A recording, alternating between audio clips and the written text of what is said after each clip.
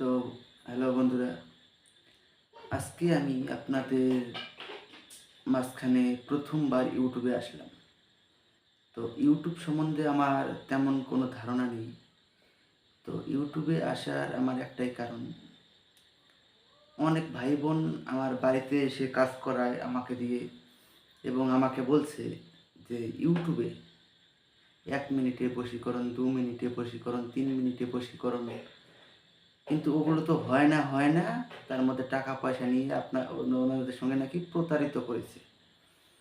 তো ইউটিউবে আমাকে কিছু ভিডিও আমাকে বের করে দেখালো, দেখে আমি অবাক।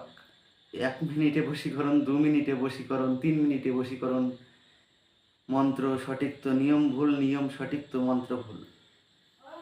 তো ইউটিউব চ্যানেল খুললে যে তান্ত্রিক হওয়া যায়, এটা ভুল।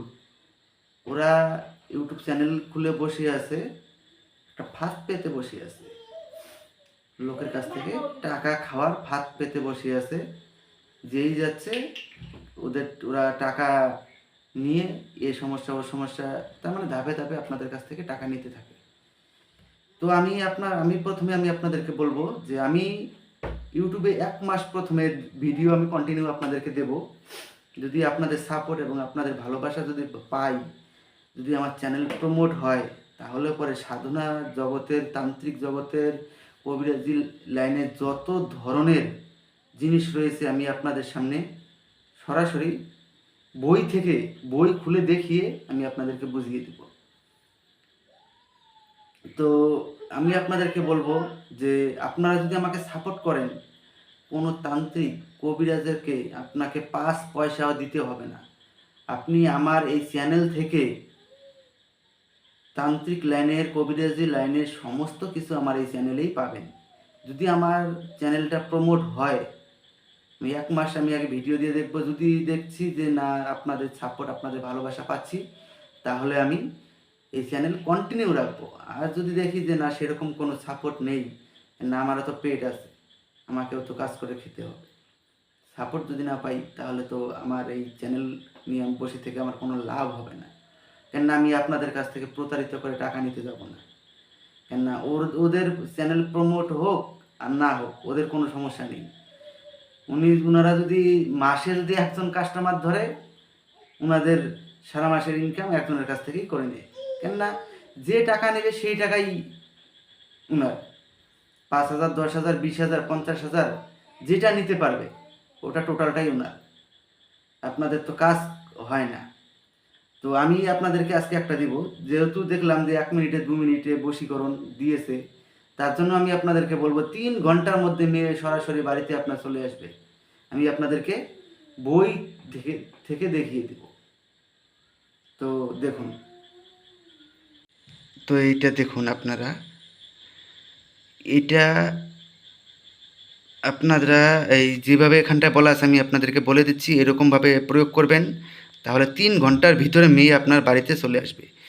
দেখুন এখানটা কি বলা আছে, নিয়োক্ত নকশাটি অশোক, অর্থাৎ যাকে আপনি নিয়ে আসতে চান, যে মেয়েকে,